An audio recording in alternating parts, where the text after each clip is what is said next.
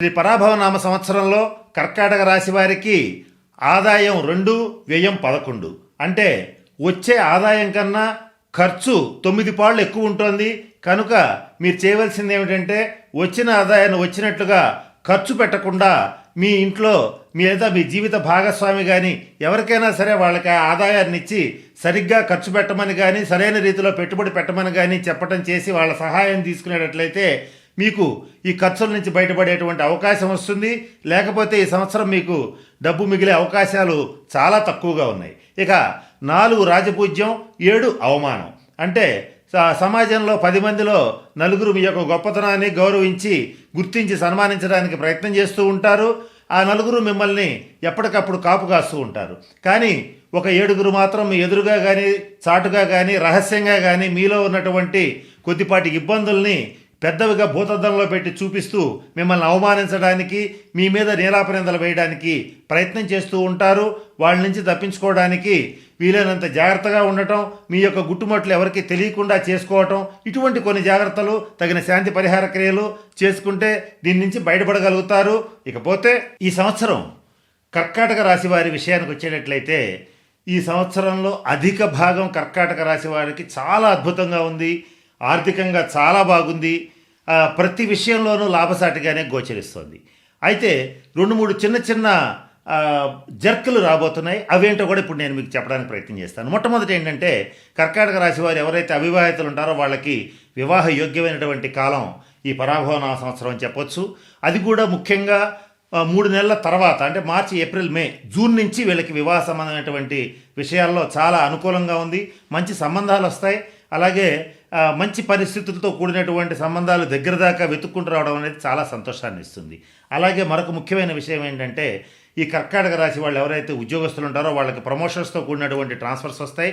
చాలా కాలంగా ఆగిపోయినటువంటి ప్రమోషన్స్ కానీ ట్రాన్స్ఫర్స్ కానీ ఈ సంవత్సరం తప్పనిసరిగా 100% కర్కాటక రాశి ఉద్యోగస్తులకు వచ్చే అవకాశాలు సుస్పష్టంగా గోచరిస్తున్నాయి.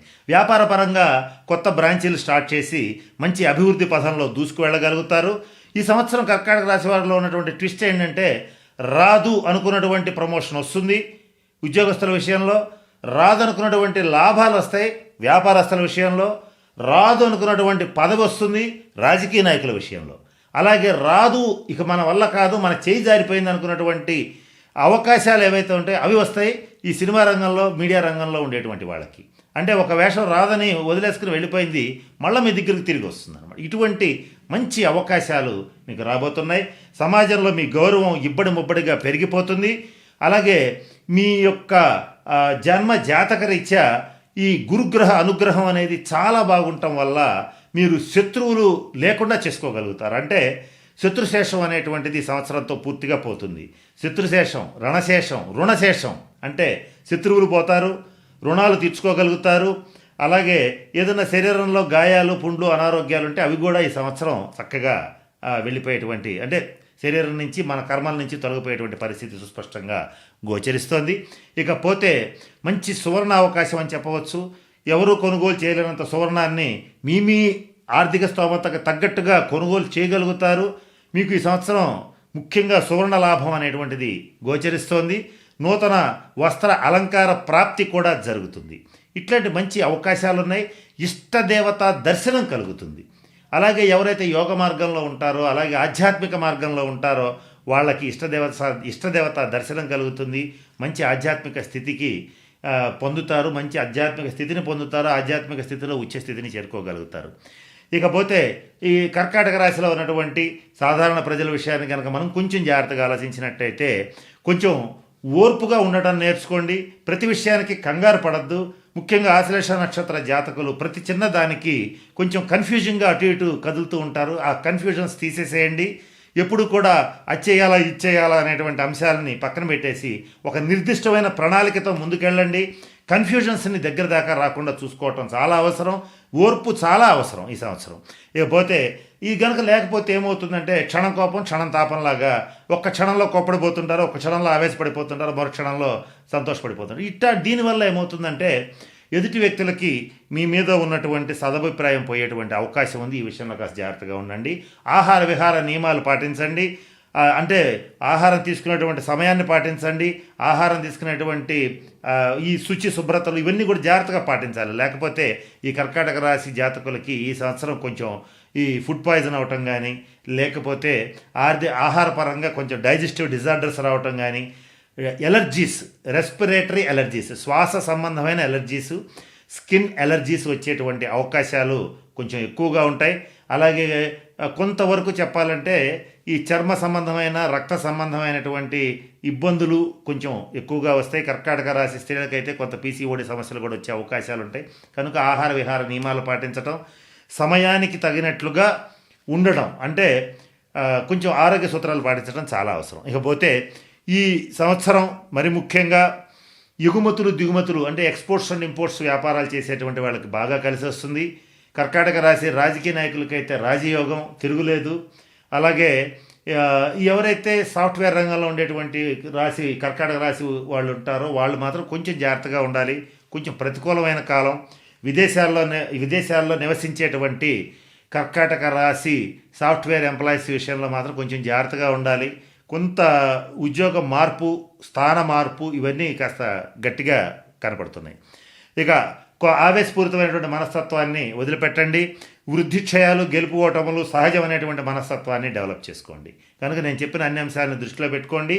రాహుకేతువులకు సంబంధించి కొంచెం శాంతి పరిహార క్రియలు జరిపించినట్లయితే ఆ ఉన్న కొద్దిపాటి ఇబ్బందుల నుంచి కూడా తప్పించుకోగలుగుతారు. ఇక మీ కర్కాటక రాశి స్త్రీల విషయానికి వచ్చేటట్లయితే కుటుంబంలో ఆనందం చాలా బాగుంటుంది. మంచి విందు వినోద కాలక్షేపాలు చేస్తారు, విహారయాత్రలు చేస్తారు, తీర్థయాత్రలు చేస్తారు. ఇవన్నీ బాగున్నాయి. కొంచెం ఎవరైతే కర్కాటక రాశి స్త్రీలు కానీ పురుషులు కానీ 45+ ఉన్నటువంటి వాళ్ళు కాస్త ఆరోగ్యరీత్యా జాగ్రత్తలు వహించడం అనేటువంటిది ముఖ్యంగా చెప్పదగినటువంటి సూచన. ఈ పరాభవన సంవత్సరంలో కర్కాటక రాశి వారు మరిన్ని శుభ ఫలితాలు సాధించడానికి గురు, శని, రాహుకేతువులకు సంబంధించినటువంటి శాంతి పరిహార క్రియలు జరిపించుకోవాలి. గురువు యొక్క అనుగ్రహం కోసం ప్రతి గురువారం నాడు లేదా ప్రతినిత్యం దక్షిణామూర్తి స్తోత్రాన్ని పఠించండి, లేదా గురు చరిత్ర పారాయణ చేయండి, దత్త మందిరాలని సందర్శించండి. శనీశ్వరుడి యొక్క అనుగ్రహం కోసం ముఖ్యంగా తిరునల్లారులో కానీ శనిసింగనాపూర్లో కానీ శనీశ్వరుడిని సందర్శించి తైలాభిషేకం జరిపించుకుంటే మంచి శుభ ఫలితాలను పొందగలుగుతారు. అలాగే ఈ రాహుకేతువులకి సంబంధించినటువంటి శాంతి పరిహార క్రియలను కూడా జరిపించుకోండి. దీనికోసం శ్రీకాళహస్తిలో కానీ నాగర్కోయిల్లో కానీ సర్పక్షేత్రాలైనటువంటి మోపిదేవిలో కానీ సర్పక్షేత్రాలను సందర్శించి తగిన శాంతి పరిహార క్రియల్ని జరిపించుకోండి. వీటితో పాటుగా సింపుల్గా చేసుకోవటానికి మీరు గురువారం నాడు ముఖ్యంగా కాశీ విశ్వేశ్వర దర్శనం కానీ గంగా స్నానం కానీ చెయ్యండి, లేదా ఈ తెల్లటి ఆవుకి నాటు శనగలు పెట్టడం కానీ చేయండి, లేదంటే నాటు శనగలు దానం ఇవ్వండి. అలాగే ఈ రాహుకేతువులకి సంబంధించినటువంటి శాంతి పరిహార క్రియల కోసం ఒక వెండి ఏనుగు బొమ్మని తయారు చేయించి లేదా కొనుగోలు చేసి ఇంట్లో దేవతార్చనలో పెట్టి నమస్కరించండి. ఇలా చేస్తే రాహుకేతువులకు సంబంధించినటువంటి వాటిల్లో ముఖ్యంగా రాహు యొక్క అనుగ్రహం బాగా లభిస్తుంది. దీనివల్ల కార్య సాఫల్యత, ప్రతి పనిలోనూ విజయం అనేటువంటిది చక్కగా లభిస్తుంది. ఏనుగు లక్ష్మీదేవికి ప్రత్యేక గనక మంచి లక్ష్మీ కటాక్షం కూడా కలుగుతుంది.